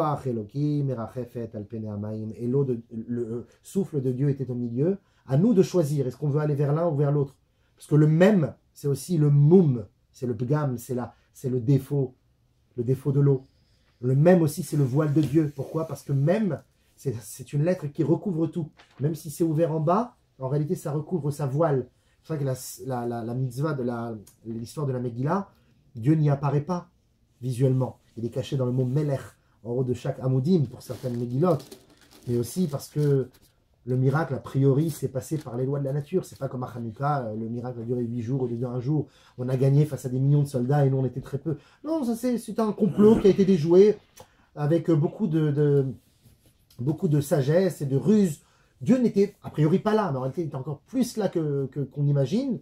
Et c'est pour cela que le mot Megillah, les 4 mitzvot de Purim, commencent par un même. Megillah, Mishte, Mishloach Manot, Matanot Laivenim, parce qu'il y a toujours le voile. Donc le même, c'est le voile de la divinité. Ça voile le Yud qui est au milieu. Ça, c'est le Maïm, qui est très, très, très dangereux. Nous dit Rabbi Chaim Vital, finalement... Le 6. Ça, c'est Rabbi Chaim Vital. Ah, Shar Akdusha. Shar Akdusha, Chelek Aleph Shar Bet. Regardez, petit cas. De même que la Torah est comparée à l'eau. Parce que la Torah aussi est positive, c'est En Maïm. Et la Torah, il n'y a pas autre que l'eau, que la Torah. Donc l'eau, c'est positif aussi. Mais d'un autre côté, quand on tombe dans la mauvaise eau, cet élément possède son antithèse et devient le pire ennemi de l'homme. L'eau devient le pire ennemi parce que de la paresse, on peut s'en sortir. On donne du chrizouk, on le prend avec nous, on l'amène à la choule. Ou de la tristesse, on lui donne de la joie, on le présente à un thérapeute, on ne sait pas, on trouve quelque chose. De la colère ou de l'orgueil, on le calme. On trouve des mots qui peuvent le calmer. Ou on essaye un jour, le gars, qui est orgueilleux, il prend un coup dans sa vie difficile. Tu sais, c'est comme un ballon de baudruche. Hein. De l'air, la vantardise. Si on lui met d'autres mots dans la bouche, des fois, on crie sur les enfants, ils disent des mots sales ou des gros mots. Mais c'est un sentiment, le gros mot ou le mot sale que l'enfant jette à ce moment-là, crache à ce moment-là. C'est une émotion qu'il a besoin de crier. Alors peut-être que tu vas lui offrir de nouveaux mots, des mots qui seront propres à ce moment-là, mais qui pourra toujours exprimer son émotion, parce qu'une émotion, on ne peut pas la brider. L'enfant, il a besoin de dire, quand quelqu'un il fait ça, il aurait pu dire un mot grossier, mais il a fait juste ça. Mais son expression, c'est la même dans le fond. Donc c'est le mot qui est répréhensible, et c'est pour ça qu'on peut canaliser avec un nouveau Hevel, une nouvelle ère, un nouveau vent. Donc c'est toujours arrangeable. Mais l'eau, transformer l'eau, parce que l'eau, le problème, c'est que c'est le ta'anoug. Dès que ça touche le ta'anoug, le désir, le plaisir, les pulsions, l'envie, c'est très compliqué de sortir quelqu'un de là-dedans. Parce qu'il est, il est imprégné dans la bulle du plaisir et il ne veut pas en sortir. C'est pour ça que l'eau est dangereuse. Le Hari Akadosh, il nous donne un chidouche. Non, excusez-moi, regardez petit 7. Tournez la page, s'il vous plaît. Lechaim. Ouais. Chaim Lelachim. Regardez petit 7. Hein? On rapporte un Teilim, Kouf Rav Dalet, 124. Pasuk Bet. David Amelech, il dit comme ça. Loulé Hashem, Shaya Lanu Bekum Aleinu Adam. Le jour où un homme vient m'attaquer, ou quelqu'un me veut du mal, ou le Yetzerara essaie de me faire chuter, sans Dieu, je ne peux rien. Loulé Hashem, je ne peux rien. Azai Chaim Belaunu Becharot Abambanu. La vie, notre vie, est avalée par la colère de cet ennemi, s'il n'y a pas Dieu avec nous. Azai Hamaim Shatafunu. L'eau peut nous rincer si Dieu n'est pas avec nous. Nachala Avar Anavshenu. Le fleuve peut nous passer sur notre âme s'il n'y a pas Dieu avec nous. Azai Avar Anavshenu Amaim Azedonim. Et s'il n'y a pas Dieu avec nous, enfin, l'eau impétueuse peut nous détruire et nous rincer, nous chasser. Donc l'eau peut devenir très, très dangereuse. Impétueuse, impure, mauvaise. Zadon, fauteuse. Amaim Azedonim, l'eau sale. Mais voir misé. Chez Kol Anisionot, chez Ovrim Aleinu Baolamazé. On comprend de cela, nous dit le Shla, que toutes les épreuves que nous connaissons, que nous passons dans ce monde-ci, Hem Bebechinat Amaim Azedonim. Elles sont comme des eaux impétueuses. Et le Shla Kadosh, en rapportant Masechet Yoma, nous dit Haolamazé Yam Soar, ce monde-ci est considéré comme une mer agitée. Tsarich le Damot Adam Bedato Keilu Ushat. Un homme doit se considérer comme si qu'il était en train de nager. Yarim Rocho le Mala le Yotzro. Il doit toujours garder la tête haute. Vous savez, quand on apprenait à nager, quand on était gosse, on me disait toujours lève la tête pour ne pas avaler de l'eau. Parce que c'est là où tu peux paniquer. Veizaer pen ikansenu befiv amaim azedonim. De peur que l'eau impétueuse, l'eau impure, mauvaise de la ta'ava et des mauvaises choses de ce monde te rentre dans la bouche. Veishmor minagalim abaim les tordos. Et afin qu'il puisse se protéger des vagues qui viennent le défier. Veim lav damo berocho. Et s'il ne fait pas attention à cela, il se met en danger de mort. Mais pourquoi on va au milieu alors? C'est de l'eau liquide. L'eau pure. On va dans l'eau pure. On a besoin de l'eau pure pour se détacher des eaux impures. Les eaux impures, c'est pas que l'eau physique, hein, c'est pas l'âge de eau. Les eaux impures, c'est toutes les ta'avot, et les mauvaises pulsions, les mauvais désirs qu'on a de ce monde. On regarde quelque chose qui n'est pas bon pour nous, on le veut. Rabbi Yosef Yitzhak, dont on fête la Iloula ce soir, c'est le précédent rabbi de Lubavitch. Pas de De Djvat. Rabbi Yosef Yitzhak, il disait de notre beau-père, oui. Dans notre génération, on n'a plus le mérite de donner notre vie pour Dieu. Il y avait un temps où les gens pouvaient mourir pour Akadosh Baruch Hu. Ils faisaient cette mitzvah de Messirut Nefesh. Yareg ve'al ya'avor. Mourir et pas pécher. Mais de nos jours, on n'a plus tout cela. Baruch Hashem d'un côté. Mais de l'autre côté, on passe à côté de grandes mitzvot et d'une réaction de Emouna que peut-être on n'estime même pas chez nous. Des fois, il faut se poser la question. Si un jour un non-juif il vient comme ça, il nous dit c'est soit ça ou soit tu meurs, est-ce qu'on est prêt, comment on serait prêt à répondre? Il faut se poser ce genre de questions. Mais Rabbi Yosef Yitzhak, il nous dit dans notre génération, on n'a plus ça, mais on l'a aussi. Ah bon? Il dit oui. Il dit quand tu marches dans la rue, il parlait aux États-Unis à l'époque, il venait d'arriver aux États-Unis. Les États-Unis, c'était à l'époque, dans les années 50, dans les années 40, c'était un endroit de grande modernité, de liberté. C'était l'après-guerre, c'était. On avait gagné la guerre, c'était. Tu vois, c'était. La liberté d'expression, le libertinage, c'était ça. Donc il dit quand tu marches dans la rue et que tu baisses les yeux devant une photo ou devant une image pas cachère, à ce moment-là, c'est comme si tu avais donné ta vie pour Dieu. Quand tu sais baisser tes yeux devant des choses qui ne sont pas bonnes pour toi. Quand tu sais refouler les eaux impétueuses qui t'attaquent. Quand tu sais ouvrir ta mer intérieure. Quand tu sais ouvrir l'eau qui est en toi, qui commence à t'étouffer, comme Narshon, je suis étouffé par mes plaisirs. Non, ce soir il y a foot, j'y vais pas, je viens en cours. Quand tu fais ce genre de choses, tu ouvres la mer. Kadosh Baruch Hu nous dit à ce moment-là, bien sûr tu as le droit d'avoir des plaisirs, tant qu'ils sont cachers. Tant qu'ils sont cachers. Mais même quand ils sont cachers, il faut savoir les contrôler. Ils deviennent impropres et pas cachers quand ils sont incontrôlables. Si quelqu'un, par exemple, joue au foot, c'est pas interdit. Mais ça, si ça devient, je prends l'exemple du foot, ça peut être la nourriture, ça peut être plein de choses. On ne parle pas de choses assour, on parle Kadesh atzmecha bemutar lecha. Sanctifie-toi sur ce qui t'est permis. Les chassidim disaient Maché assour, assour. Ce qui est interdit. Maché mutar, meyutar. Ce qui est permis est en plus, supplémentaire. Bon, ça c'est le niveau des chassidim. Hein. C'est des gens ils pouvaient te dire un truc comme boire un verre d'eau fraîche en plein été alors qu'il fait chaud. c'est briser 6 années de travail sur soi. Bon, c'était des Shaolin, hein, tu vois, on n'est pas, on n'est pas à ce niveau-là, hein, les Avdin, mais voilà. C'est une bouteille. Ah, on est d'accord.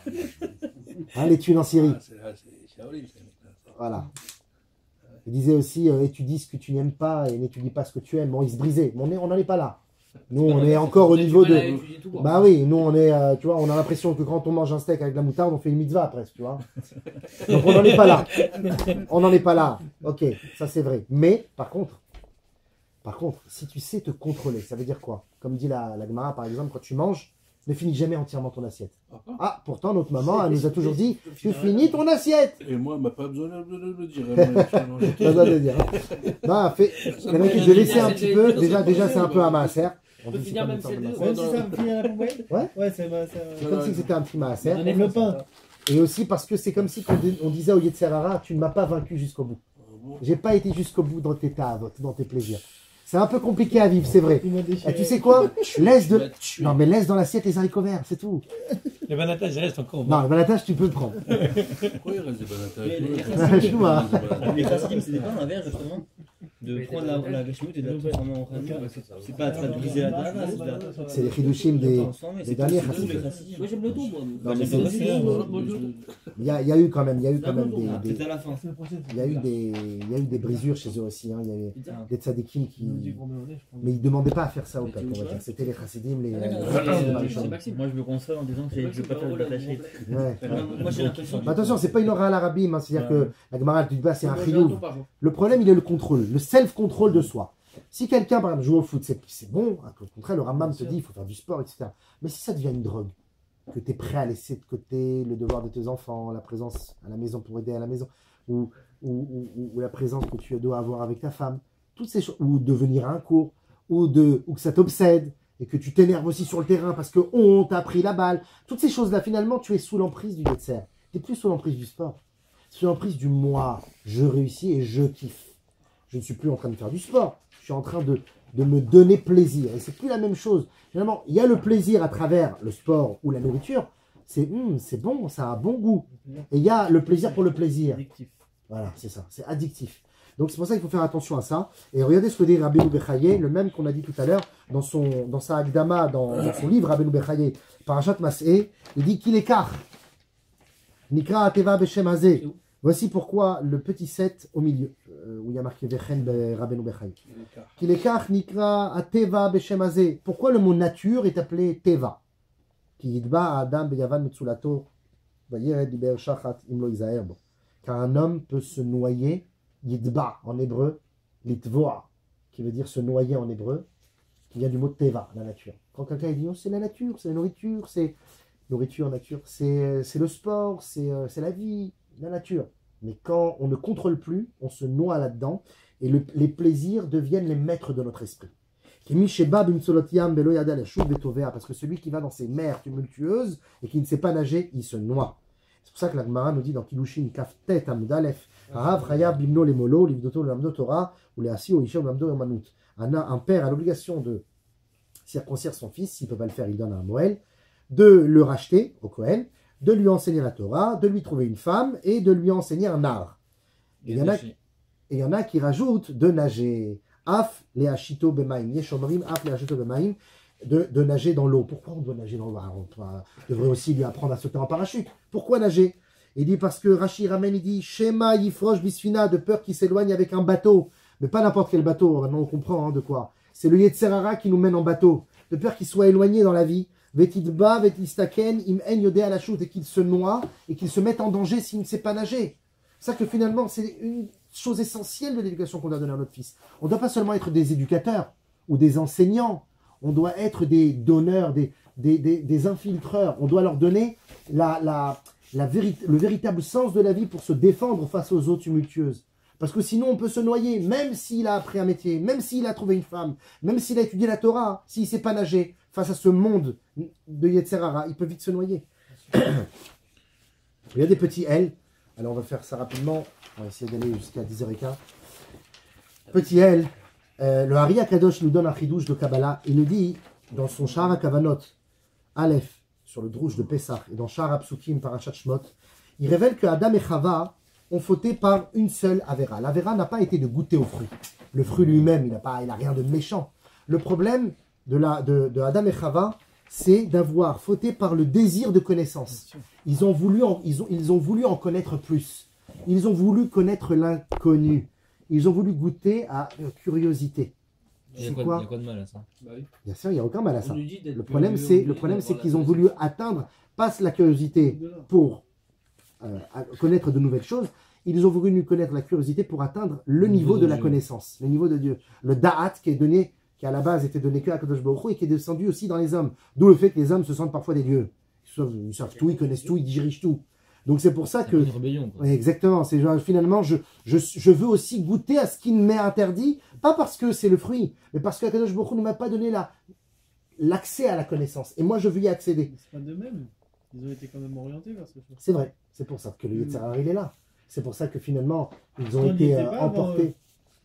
Le Yetzer Hara, il a été... Le Nachash était incarné, enfin le Yetzer Hara était incarné dans le Nachash. Ouais. Donc le Ta'anoug, ici, ils étaient imprégnés par le Ta'anoug, par le plaisir de la connaissance, qui est le plus grand des plaisirs, le plaisir de l'Eureka, le plaisir de la... J'ai compris une idée, c'est un plus grand plaisir que n'importe quel steak et n'importe quelle moutarde. Le plaisir de l'intellect est un plaisir qui dépasse tout. Sauf que si on n'est pas attaché à l'intellect, le gars il écoute un truc, bon. Mais quand on vit avec ça, apprendre une nouvelle connaissance peut apporter un Ta'anoug bien plus grand, bien plus long, peut-être à court terme, pas extravagant, mais à long terme, qui te reste pour la vie. Alors qu'un plaisir du moment, tu manges, et après ça va aux toilettes. Ta'anoug, c'est l'eau. Donc ils ont fauté finalement à cause de l'eau. Ils ont voulu le plaisir de la connaissance, c'est l'eau. Leur Neshama s'est réincarné dans le Dor HaMaboul. La génération du déluge, c'était une génération qui avait une mission à tenir. Ne pas fauter dans le Ta'anoug. Ils étaient imprégnés par les plaisirs de la chair. Et Dieu leur a dit, calmez-vous. Ils n'ont pas réussi à se calmer. Ils ont été punis par quoi? Aussi par l'eau. Donc l'eau les a ensevelis parce que justement, comme ils n'ont pas réussi à tenir face à l'eau du Ta'anoug de la chair, alors Dieu les a rincés par l'eau rinçante du Maboul. Leurs âmes finalement sont réincarnées dans celles de l'Égypte. Et ils ont accompli leur épreuve d'esclavage. Ils ont subi l'Égypte avec patience. Et ils ont gardé leur nom, ils ont gardé leurs vêtements, ils ont gardé leur langue, ils sont restés des bons juifs là-bas. Ils ont même subi le décret de Paro d'être jetés dans l'eau. C'est comme si que Paro, il a reformulé le problème de l'eau qui est apparu chez Adam et Chava. Paro, c'est le Nachash, on l'a dit, un Péra. Le Nachash, il a fauté aussi avec la bouche parce qu'il disait à Adam et Chava de manger le fruit. Et donc l'eau réapparaît dans la génération du déluge. Et il réapparaît finalement aussi à l'histoire de Paro. Mais c'est Paro qui le fait à la place. C'est comme si que Paro s'est fait avoir à son propre jeu. Il les a noyés dans l'eau. Alors Dieu dit, ça y est, tu les as noyés dans l'eau. Tu t'es fait ton plaisir. Maintenant c'est fini. Ils n'ont plus besoin de passer par l'eau maintenant. Ils ont fait le tikkun de Adam et Chava. En tout cas en partie. Alors Hachem les a abstenus de la mer. C'est pour ça quand ils sont arrivés face à la mer, Dieu leur a dit, vous n'aurez pas besoin de traverser dans l'eau, mais vous allez traverser sur la terre ferme. Et je vais vous ouvrir l'eau pour vous. Pourquoi? Parce que l'eau impétueuse, qui sont vos Ta'anougim, etc., ont été rachetées, ont été réparées. Donc maintenant, vous n'avez plus besoin de passer par le tikkun de l'eau. Je vous ouvre l'eau. Hachem leur a ouvert l'eau, et en particulier par le mérite de qui, comme on l'a vu, le tombeau de qui? Yosef Hatzadik. Pourquoi Yosef Hatzadik? Yosef Hatzadik dans la Kabbalah, c'est, comme on l'a vu la semaine dernière dans les sphères, c'est le Yesod. Le Yesod, c'est tout ce qui touche justement à la procréation. Donc aussi, d'une certaine manière, le Ta'anoug. Yosef Hatzadik était un homme qui se faisait beau. Et il en jouait de cela. C'est pour ça que Hachem dit, tu te fais beau pendant que ton père est en deuil, parce qu'il pense que tu n'es plus là. Je vais t'envoyer l'ours qui va t'attaquer, la femme de Potiphar. Et la Asot Melarto, quand il est venu au petit matin pour faire sa besogne, d'après un commentaire de la Gemara, il est venu pour avoir un rapport avec la femme de Potiphar. Il voulait d'elle. Et finalement, il a laissé sa tunique et il est parti. Il a réussi à contrôler son Ta'anoug. Il a réussi à contrôler son eau impétueuse. Quand même, il a contrôlé son Ta'anoug. Alors la mer s'ouvre, l'eau impétueuse de Yamsouf s'ouvre aussi devant Yosef. À présent, on peut comprendre, allez très rapidement, à présent on peut comprendre pourquoi le Yetzer Hara a attendu le Kehat Yamsouf pour accuser le peuple juif. On a posé au début, pourquoi le Yetzer Hara il a attendu jusqu'à la mer pour dire ils ne sont pas méritants. Depuis déjà les premières plaies, il aurait pu dire à Hachem, pourquoi tu leur fais des plaies Hachem? Ils ne sont pas méritants, ils sont venus à Vodazara. Pourquoi il a attendu la Yamsouf? Pour accuser le peuple juif Car en fait, la sortie de Mitzrayim est composée de 2 étapes. La première étape, c'est la sortie de l'esclavage physique. On sort corporellement de l'Égypte. La deuxième étape, c'est qu'on sort avec notre âme d'Égypte. Et cette étape ne passe que par la mer. La sortie, et quand on est arrivé à la mer, le Yetzer Hara savait que la traversée sera salvatrice pour l'âme du peuple. Car l'essence de la Géoula actuelle de l'Égypte et la Géoula future se trouve avec l'eau. Quand on saura contrôler nos Ta'anougim et qu'on les offrira à Dieu à la place, qu'on les élèvera dans le bien, alors Mashiach viendra. C'est quelle sorte en fait d'envie? J'ai pas vraiment compris ce qu'ils sont. Les envies négatives de ce monde, les envies impures, les mauvaises pensées, que ce soit l'argent, que ce soit l'honneur, que ce soit les femmes, que ce soit la nourriture à outrance, que ce soit le sommeil, que ce soit toutes ces choses-là matérielles. Ça peut être aussi des ta'anougim de l'esprit, c'est encore beaucoup plus vicieux. La pikorsout. La pikorsout, c'est un vrai ta'anoug. La renier à Kadosh Baruch Hu à travers l'intellect en essayant de trouver des preuves à cela. Baruch Hashem, nous les Français, et en plus dans notre génération qui plus est, on est loin de tout ça, on est simple, on est des ma'aminim. Les Français, c'est très connu comme ça. Tu vas en Eretz, c'est pas la même chose. En Eretz, tu as des institutions. Tu as des institutions pour aider les Haredim, les religieux, à quitter la religion et à leur donner toutes les preuves et les forces nécessaires pour y arriver. C'est des genres de Chabad, mais à l'envers, tu vois. Et les Français, ils ont un truc spécial, je crois. Les Français, c'est quelque chose. C'est pour ça. Tsarfat, c'est Paratsta. C'est les mêmes lettres que Paratsta, qui veut dire la diffusion de la lumière. Ou Faratsta, vous connaissez ce chant. D'ailleurs, Tsarfat et ou Paratsta, les deux, c'est les mêmes lettres, c'est la même valeur numérique que 770. 770, c'est Paratsta. Tsarfat. Ça dit qu'à tu comptes là. Il a un doute. Après tous ces shiurim de Gematria. Là, tu as un doute. Hein. Les Français, je sais pas, je sais que les Français, ils sont spéciaux dans la Torah, je crois. Non, mais d'un côté, le fait qu'on est dans un pays qui a vu la Révolution française et les Lumières, ça me donne un sens critique. Mais c'est déjà marqué en Israël, ils ont pas quoi que les Français, ils sont très très frais. Il y a ce sens critique, mais en même temps, il y a toujours retombé sur les pattes de... Parce qu'on n'est pas français finalement. On est tous... Bah oui, on a aussi cette fibre maghrébine, entre guillemets, qui est la simcha, le pardon, l'émotion, tu vois, bah oui, on a une émotion. Même si aujourd'hui on learn, on peut pas renier nos grands-mères qui avaient cette émouna d'allumer des bougies, de dire Rabbi Shimon. Aujourd'hui on rigole de ça, mais c'est par cela qu'on est aujourd'hui cela. C'est pas grâce au mérite de nos ancêtres qui ont eu cette émouna sainte. Alors voilà pourquoi, et les banatages et tout ça, c'est très important. Voilà pourquoi Hachem te sent pas fier. Voilà pourquoi Hachem t'es vexé. Voilà pourquoi Hachem fendit toutes les eaux. Maintenant on comprend la question qu'on a posée au début. Pourquoi Hachem il a eu besoin de fendre toutes les eaux du monde? C'est un miracle en plus. On n'a pas besoin de fendre toutes les eaux du monde. Voilà pourquoi. Hachem il a fendu au moment de la Kirat Yamsouf toutes les eaux du monde, car l'on parle ici de toutes les eaux, de tous les ta'anougim et les ta'avot, les plaisirs et les désirs de tout à chacun. Chacun avec sa faiblesse. L'un il a un désir de la nourriture, l'autre il a un désir du jeu, l'autre il a un désir du sport. En chaque génération, et chacun...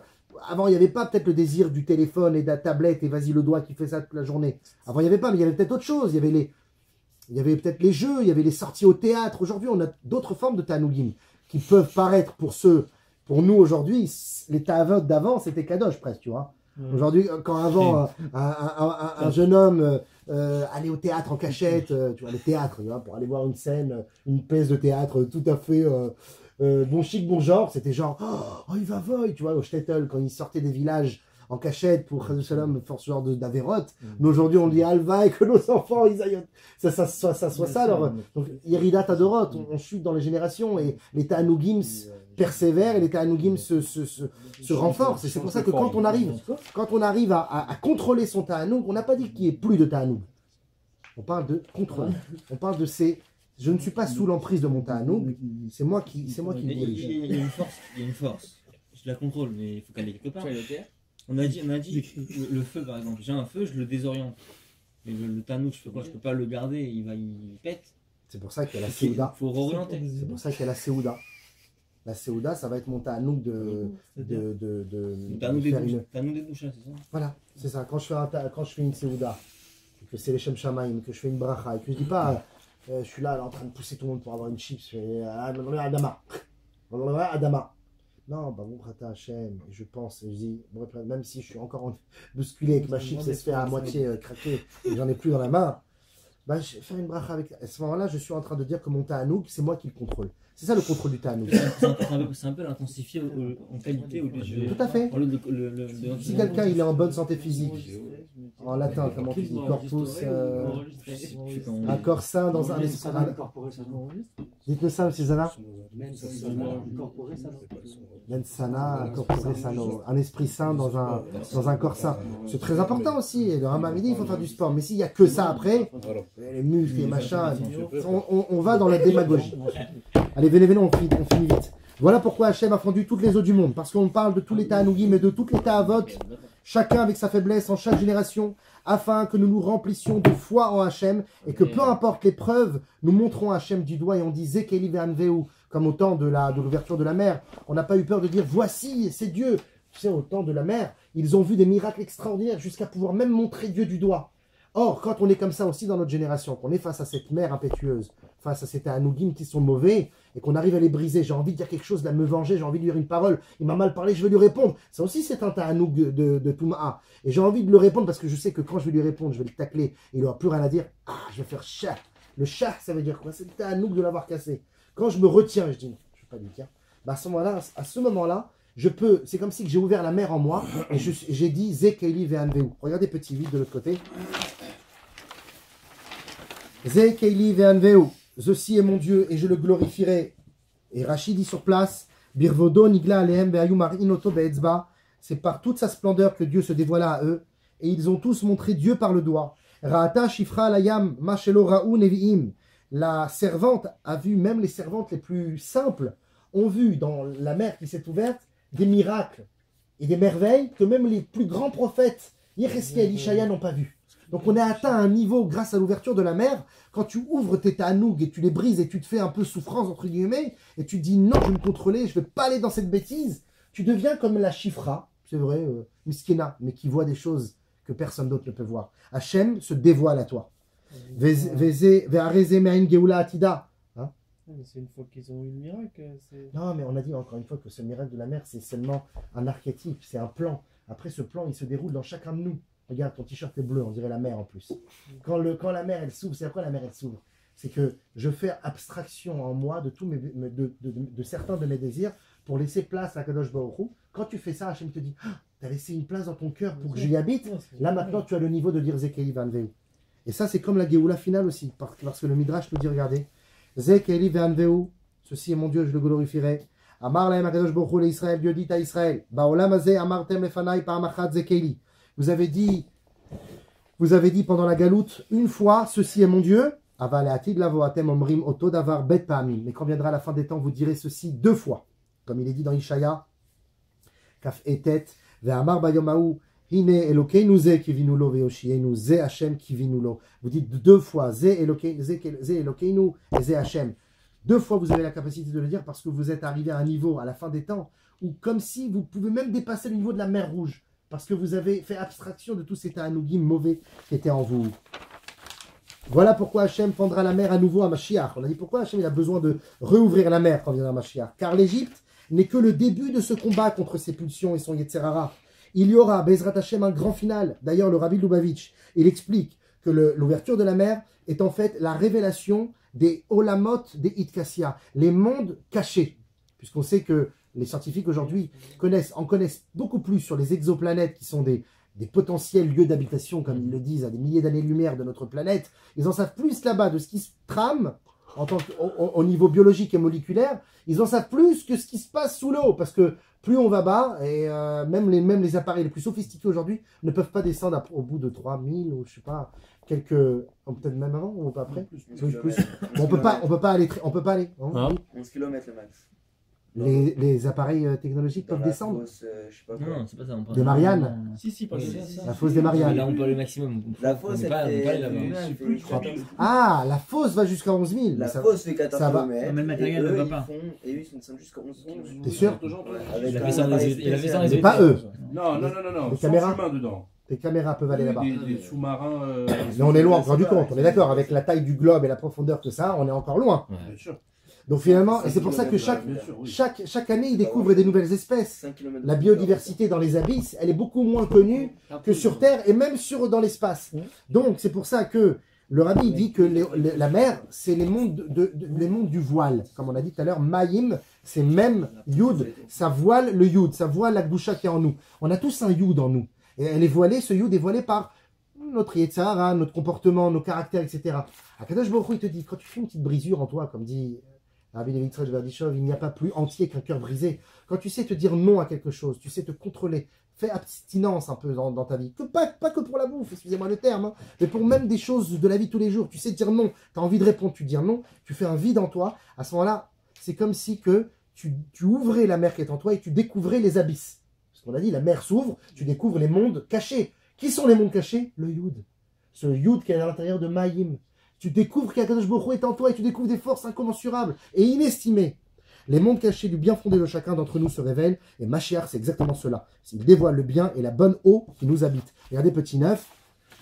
Le Tikkun Zohar, Tikkun Kaf Alef Samer, nous dit Samakel di Yetzerara. C'est qui Samakel qui voulait interdire l'entrée dans la mer? C'est le Yetzerara. La reine Kachera, Shakadosh Baruch Hu Boket Amaim Shebaolam. C'est pour ça que quand il a vu que Hachem était en train d'ouvrir toutes les eaux du monde, c'est-à-dire même celles de la fin des temps d'une certaine manière, il a su à ce moment-là que c'est une préparation à l'avènement messianique. Car Hachem un jour va lui faire la shrita, ce Yetzerara, et l'annuler du monde. La reine Hitorer Bechol Kocho Lekadrig à l'Israël.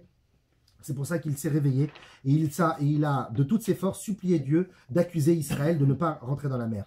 Voici maintenant pourquoi ceci passe par Yaakov Avinu, car Yaakov Avinu est le niveau de la Géoula finale. Non pas Avraham et non pas Yosef. Shalinu Bagmara, dans Psachim, Pechet Amud Aleph. Les trois temples font allusion aux trois patriarches. Bet Amigdash Arishon Bisut Avram Shekaru Har. Avram, il a appelé l'endroit du Har à Moria, il a appelé la montagne. Premier Bet Amigdash, c'est Avram. Bet Amigdash Hasheni Bisut Yitzhak Shavusade. Yitzhak, il a prié dans le champ. Et comme il a prié dans le champ, c'était l'endroit de Gdusha là-bas, le champ est devenu le Bet Amigdash au niveau de Yaakov, de Yitzhak, pardon. Yaakov Avinu, le troisième des patriarches, il aura le mérite du troisième temple chez Tivneh, qui sera construit Bezrat Hashem et Karov. Et comment il a appelé lui? Baït, comme il est écrit dans Bereshit Kaf Ret Yutet, Vaikra et Shem Amakom Haru Betkel. Donc lui, il a le niveau de Baït qui est beaucoup plus fort. C'est pas un champ, c'est pas une montagne, c'est une installation d'Ira Betartonim, de l'installation physique presque de Dieu sur terre dans chacun d'entre nous. C'est le niveau de Yaakov. C'est aussi le seul qui a combattu l'ange d'Esav, qui ne fut autre que le Samer, même le Samakel en personne, ce même accusateur qui a dit non, ils ne sont pas aptes de rentrer dans la mer, c'est le même qui a attaqué Yaakov et Yaakov a gagné.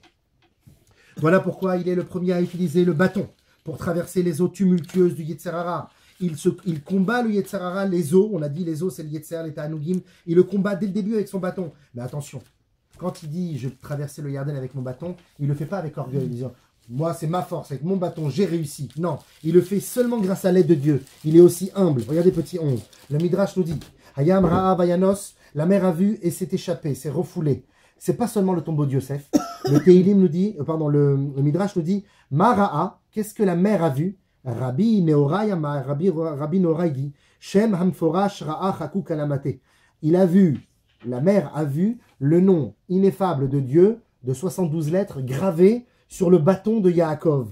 Il est pourquoi Yitzro chez la dame mitgaber alav bechol yom vakesh lamito. Le Yetzerara veut se renforcer sur l'homme chaque jour pour le mettre à mort. Comme il est dit dans le Teilim, Sofer Racha la tzadik umvakesh lamito. Le Racha guette le tzadik et demande sa mort. Ve'el malé akadosh baruch hu ozro en yacholo. Et si Dieu n'est pas là pour l'aider, il ne pourra jamais tenir face à ça. C'est pour ça que Yaakov, s'il a réussi à donner un coup de bâton au Yarden pour qu'il s'ouvre, c'est seulement parce qu'il avait la Emouna en Dieu, pas la Emouna en sa force, comme quelqu'un qui dit moi je peux aller dans telle université ou fréquenter telle et telle personne, je n'ai pas peur, jamais je vais tomber. Non, Alta Amin Ba'atzmecha Yomotar, ne crois pas en toi jusqu'au jour de ta mort, tu sais pas quel croche-patte le Yetzirah peut te faire et te faire trébucher. Il faut partir en guerre contre Yetzirah, mais il faut toujours ne pas oublier qu'Akadosh Baruch Hu qui est avec nous, il est sur le bâton de notre combat contre les mauvaises eaux, et sur ce bâton est marqué son nom, et si El Malé Akadosh Baruch Hu El Malé Akadosh Baruch Hu Ozro, En Yacholo, s'il n'y a pas Dieu qui est avec lui, il ne peut pas combattre, il ne peut pas gagner. Et ceci est allusionné par le col arié dans les mots Ki Bemakli Avarti et Yarden Azé, car avec mon bâton j'ai traversé ce fleuve, ce Yarden. Ki Bemakli, c'est Makel, le bâton. Makel, c'est les Rachetevot, les initiales de Me'olam Kivinu Lach. Pour l'éternité, nous aurons confiance en toi avec ce bâton. Voilà pourquoi on doit réciter le Haz Yashir Moshe chaque jour avec une grande ferveur, ou même plusieurs fois par jour si on nous a fait un miracle, et une joie profonde, car à ce moment les accusateurs disparaissent et notre Yetzer Hara est renversé jusqu'à que même lui-même à la fin, il nous bénisse et qu'il dise lui-même Zekeili Ve'anveu, comme il a béni Yaakov et comme il a dit Bechol Levavecha, avec tout ton cœur tu serviras de Dieu, avec 2 bêtes, Levavecha, 2 bêtes, Shnei Yetzirecha, tes 2 penchants. Avec la venue de Mashiach, Bekaro Mamash, Amen, Amen. Amen.